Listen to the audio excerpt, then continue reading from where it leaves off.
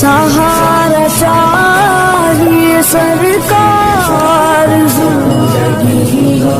ज़िना का रास्ता है। उसके बाद मेरे आका ने फरमाया कोई औरत ऐसा जेवर न पहने जिसके अंदर घुंघरू बंधा हुआ हो, इसलिए कि घुंघरू वाला जेवर अगर औरत पहन करके चलेगी तो घुंघरू की आवाज पैदा होगी, और जब घुंघरू की आवाज पैदा होगी लोग उसकी तरफ मुतवज्जे हो सकते हैं। ये भी गोया के ज़िना का रास्ता है। फिर मेरे आका ने फरमाया औरत अपने जिस्म पर खुशबू लगाकर बाहर न निकले, इसलिए कि जब औरत खुशबू लगाकर बाहर निकलेगी तो लोगों की नाक में उसकी खुशबू आएगी तो लोग उसकी तरफ मुतवज्जे होंगे।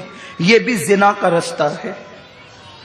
एक मर्तबा सैयदना फारूक आजम की नाक में खुशबू पहुंची, आपने पलट कर देखा तो औरत करीब से जा रही थी। आपने कोड़ा उठाया और उस औरत को तान दिया, फरमाया जालिम, तू खुशबू लगाकर निकलती है, मर्दों को अपनी तरफ मुतवज्जे करती है, इसके बाद अगर तुझे इस कैफियत में देखा तो तुझे कोड़े लगाए जाएंगे।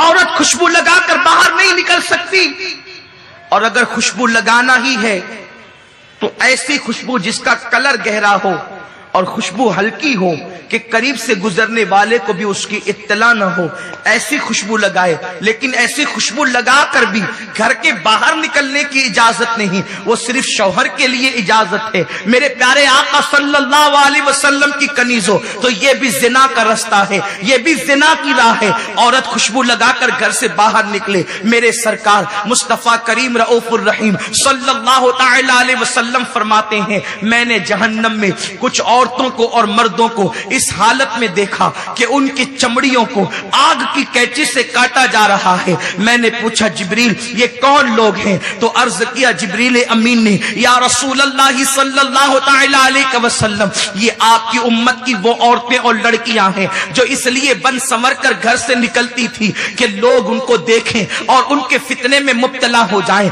आजकल की बच्चियों का रहन सहन देखें। कल तक तो औरतें बहरहाल फिर भी बारीक और पतले लिबास पहनती थी, लेकिन नीचे तक पहनती थी, वो भी काबिले मुजम्मत था, उसकी भी तारीफ नहीं थी, वो भी अजाब की तरफ ले जाने वाला था। लेकिन आज कैसा दौर आ गया, फातिमा की कनीज कहलाने वाली बच्चियां जींस पहन रही है, टी शर्ट पहन रही है, शॉर्ट शर्ट पहन रही है, ना बाप को फिक्र है ना माँ को फिक्र है, और बच्चियों को इसी तरीके से आजाद छोड़ दिया जाता है। इन मौलवियों को क्या समझता है, ये तो 1450 साल पुरानी बातें करते हैं। लेकिन जब बच्ची अपना सब कुछ लुटा करके घर आती है तब बाप चार चार आंसुओं से रोता है। जब सब कुछ लुट जाता है तब बाप की आंखों में आंसू आते हैं। ओ बाप, तुझे मेरे रसूल ने फरमाया जिसकी बेटी उड़ियां घूमे, जिसकी बेटी बेपर्दा घूमे, वो बाप दयूस है, दयूस। अल्लाह उस बाप पर लानत करता है, न उसकी नमाजें कबूल करता है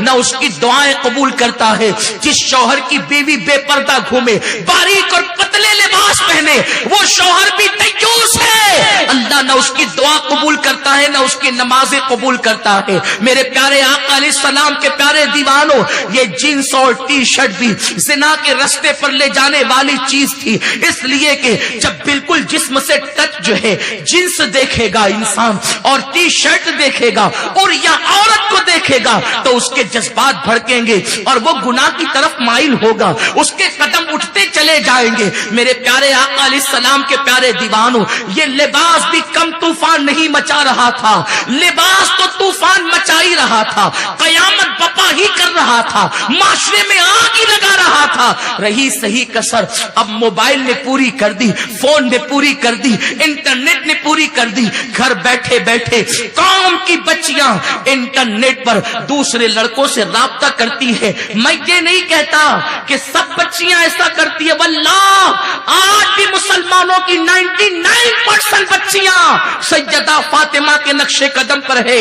ये मेरा हुस्न ज़न है, लेकिन हमारा इज्तिमा चूंकि पूरी दुनिया में सुना जाता है और बच्चियों को आगे कोई जो है वो मिसगाइड न करे, बच्चियों की आबरू को कोई तबाह न करे, हम पहले ही से उन्हें आगाह कर रहे हैं। क्योंकि मेरे रसूल ने एक बेटी की इज्जत को काबे से बुलंद कर दिया है। कौम मुस्लिम में औरत वो है कि अगर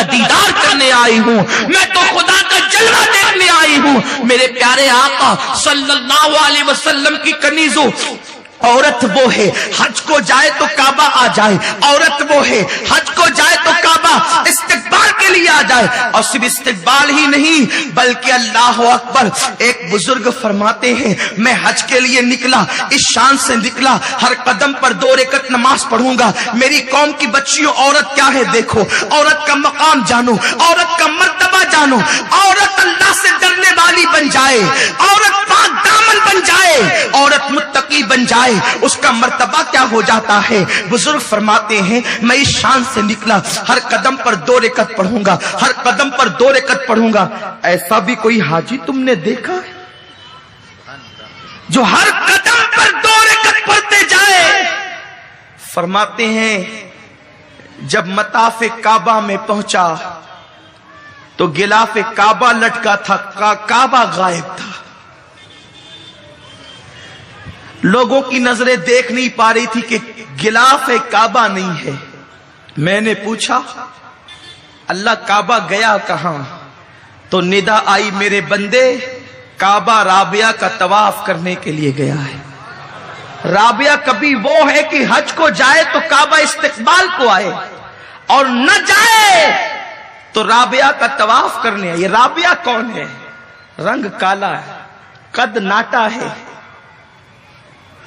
پیوندار کپڑے ہیں, لیکن راتوں کو سوتی نہیں, اللہ کی عبادت کرتی ہے.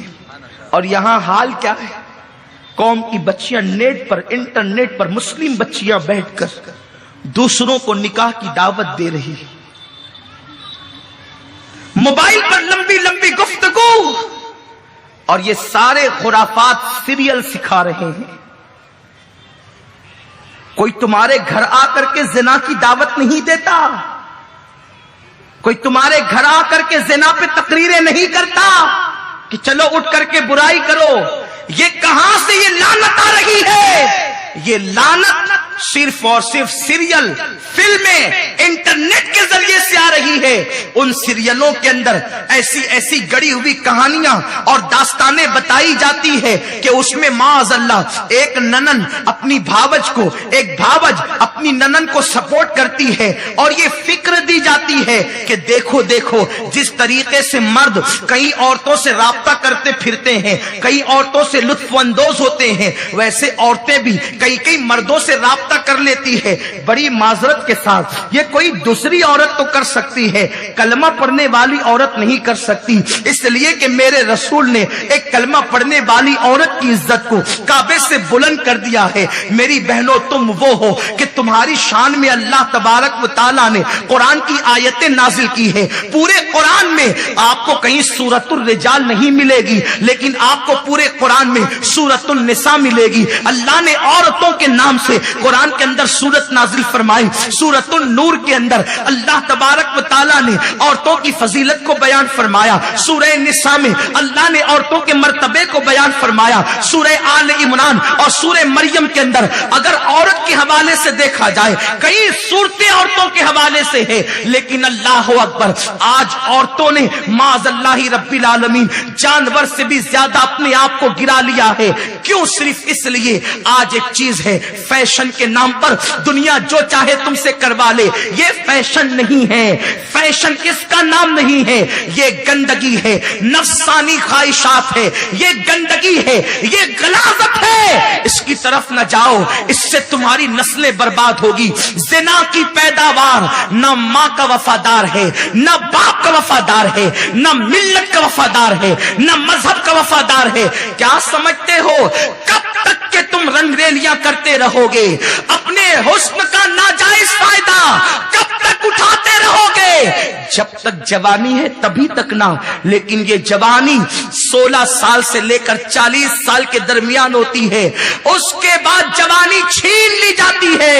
دنیا کے آوارہ مردوں پر لالچ کی بنیاد پر, کبھی زیورات کی لالچ, کبھی بائک پر گھومنے گھمانے کی لالچ, کبھی لمبی کاروں کی لالچ, کبھی دولت کی لالچ. عورتوں کو مرد لالچ دے دے کر کے محبت کے بلند بانگ دعوے کر کر کے تمہارے لیے یہ کر دیں گے, تمہارے لیے وہ کر دیں گے, تمہارے لیے ایسا کر دیں گے, تمہارے لیے ویسا کر دیں گے. قوم کی بچیاں بھولی ہوتی ہے, عورتیں نادان ہوتی ہے, اپنے مستقبل کا فیصلہ کر نہیں پاتی. محبت کے جھانسوں میں آ کر کے وہ ان نفس پرستوں کے پیچھے چل پڑتی ہے. لیکن ان مردوں کا حال بالکل اس طرح ہوتا ہے جیسے باغ میں کھلے ہوئے پھول پر بھورا آ کر بیٹھتا ہے تو پھول کو یوں لگتا ہے یہ مجھ سے پیار کرتا ہے, لیکن پھول پر بیٹھنے والا بھورا جیسے اس کا رس چوس لیتا ہے پھر دوبارہ دوسرے پھول کا رخ کرتا ہے, اس کی طرف تک کر بھی نہیں دیکھتا.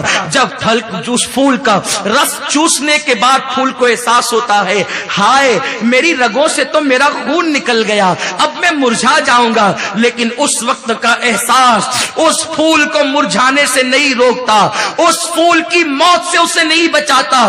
اے میری قوم کی بیٹیوں, اے کنیزان